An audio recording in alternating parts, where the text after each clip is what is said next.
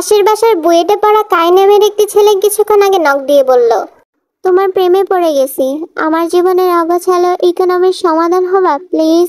সাথে সাথে ব্লক করে দিলাম। ম্যাথের সাথে সাহিত্য যোগ করে লাভ নেই, এসব বুয়েট মেডিকেল দিয়ে আমার পোষাবে না। আমি যার সাথে প্রেম করব তার মিনিমাম যোগ্যতা হবে মাইক্রোসফটের সফটওয়্যার ইঞ্জিনিয়ার। নতুন প্রোফাইল পিকে হাজারখানা লাভ রিয়াক্ট পেয়ে মনটা বেশ ফুরফুরা। সিঙ্গেল না হলে বয়ফ্রেন্ড থাকলে রিয়াক্ট অর্ধেক কমে যেত শিওর। হঠাৎ বিবিএ ডিপার্টমেন্টের জাংকুক নক দিল, আপু আপনার সাথে কিছু কথা ছিল। আরে জাংকুক, আমরা তো একই ব্যাচের, আপু বলতেছো কেন? আসলে আমি জাংকুকের গার্লফ্রেন্ড সুমি বলতেছিলাম, আপনাকে কিছু বলার ছিল আপু। ও বলেন। আমার বয়ফ্রেন্ড জাংকুক আপনার পিকে লাভ রিয়াক্ট দেয় কেন?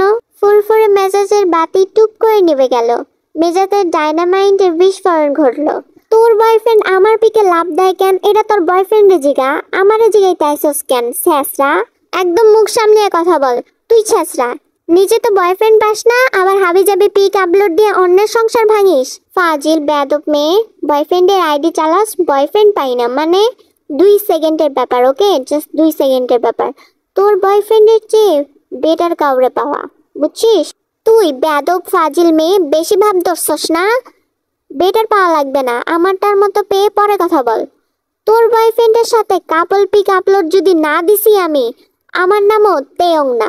ব্লক করে দিলাম। ক্লাসমেটের থেকে জাংকুকের নাম্বার জোগাড় করে তখনই কল দিলাম, আধা ঘন্টার মধ্যেই ক্যাম্পাসে আসবা, কথা আছে। এই জাংকুক ছেলেটাই ফার্স্ট ইয়ারে আমার দিকে হাঁ করে তাকিয়েছিল। এরে পড়াইতে আর কতক্ষণ। কালো রঙের একটা শাড়ি পরে নিলাম, ঠোঁটে খয়েরি রঙের ডার্ক লিপস্টিক দিলাম। জাংকুকের সামনে গিয়ে বললাম, তো সুমির সাথে তোমার সম্পর্ক কেমন যাচ্ছে? আর বলো না, গার্লফ্রেন্ড তো নয়, যেন এক সন্ত্রাসী। কখন কার পিকে রিয়াক্ট দেই, কার সাথে কথা বলি, কই যায়, সব কিছু নিয়ে অতিরিক্ত ঝামেলা করে। আমার আইডি আমাকেই চালাতে দেয় না এখন, বুঝো অবস্থা। প্রতিবন্ধী বানিয়ে রেখে দিয়েছে আমারে। কোনো কিছু না ভেবে ডানে ভাবে না তাকিয়ে নির্লজ্জের মতো বলে উঠলাম, আমাকে বিয়ে করো। মানে মাথা ঠিক আছে তোমার? আমার কথা শুনে অবাক হয়েছে। অবাক হওয়ারই কথা, হুট করে এইভাবে কেউ বললে অবাক না হয়ে উপায় কি? 3 সেকেন্ড সময় দিলাম, আমার দিকে তাকাও আর ভাবো।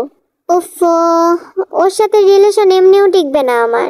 তোমাকে ভালোই লাগে, কিন্তু আমি ব্যাক বেঞ্চার, কোনো ফিউচার নাই। আমি হাসতে হাসতে বললাম, সমস্যা নাই, আমি চাকরি করব, তুমি না হয় রান্না কইরো। এবার হইছে? ওকে চলো বিয়ে করি। বন্ধু বান্ধব জোগাড় করে বিয়েটা করে ফেললাম। কাপল পিকও তুললাম। জাংকুককে বললাম, এই পিক তোমার এক্স সুমিকে পাঠাও। জাংকুক জনাব দিল। আজ আমাদের পবিত্র রাত। এই রাতে কোনো ডাইনির সাথে কথা বলে আমাদের শুভক্ষণ নষ্ট করতে চাই না। আমি মেনে নিলাম। তো কি বলো, বিয়ে যখন করেই ফেলেছি তখন বাসর আর বাকি রেখে কি করব? চলো শুভ কাজে দেরি করতে নেই, সেরে ফেলো। তারপরেই শুরু হলো মধুর প্রহর। যেহেতু বিয়েই করে নিয়েছি তাই এত লেট করে লাভ নেই। দিয়ে দিলাম ভার্জিনিটির বিসর্জন। সকাল হওয়া মাত্রই জাংকুকের ফোন চেক করলাম। আর সহ্য হচ্ছে না, পেতনিটার সাথে ঝগড়া না করলে আত্মা শান্তি পাবে না। এই জাংকুক, তোমার চ্যাটিং লিস্টে তো সুমিকে পাচ্ছি না, ব্লক লিস্টেও নাই। জাংকুক ঘুম ঘুম কণ্ঠে জবাব দিল, কিসের সুমি গো বেবি? সুমি নামের তো কেউই নাই। এই চ্যাটিং তো আমিই করছি, যাতে জেলাস হয়ে আমার সাথে প্রেম করো, কিন্তু তুমি তো বিয়েই করে ফেললা। শোকে স্তব্ধ হয়ে গেলাম।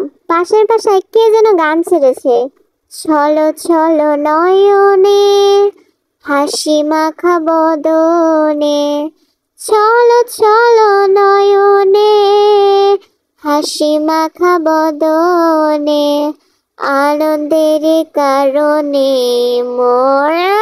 শয়তান বেটা, আমারে ফাঁসায় বিয়া। বউ এমন রাগ করো কেন? আমি তো বিয়ে করতে চাইনি, তুমি তো ডিরেক্ট বিয়ে করলা, আমার কি দোষ বলো? নিজে নিজের মাথায় একটা বাড়ি দিয়ে বললাম, গাধা তো আমি নিজেই। হুট করে এত বড় সিদ্ধান্ত নিছি কেন আমি? আচ্ছা চিন্তা করো না বউ, আমি তোমাকে অনেক ভালোবাসবো, শপিং করে দিব, আফসোস হবে না।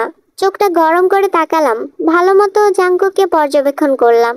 ছেলেটা খারাপ না, ভালোই সুন্দর, যদিও হুট করে। তারপরে মনকে বুঝিয়ে দিলাম, চালিয়ে নিব, উপায় নেই সংসার করা ছাড়া। তবে জাংকুক দেখতে অসম্ভব সুন্দর ছিল, চোখটা আটকে গেল। মনে হচ্ছে বরটা তো সুন্দর, এই রূপ ধুয়ে পানি খেয়ে মনকে সান্ত্বনা দেওয়া যাক। এরপর দুজনে সংসার শুরু করলাম। জাঙ্কুক অবশ্য আমার উপরে কখনোই রাখতো না, সবসময় মাথা ঠান্ডা ওর। আমার মাথায় আরো হাই ভোল্টেজের বিদ্যুৎ লেগে থাকতো, কিন্তু ও খুব ঠান্ডা মস্তিষ্কে সবকিছু সবসময় সামলে নিত।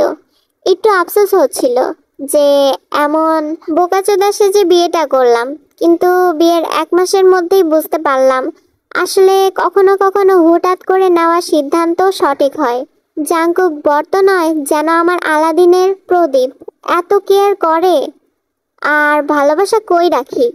আর এখন মনে মনে হিংসা হয়, যদি বিয়েটা না করতাম তাহলে এই সুখগুলো অন্য কেউ পেত।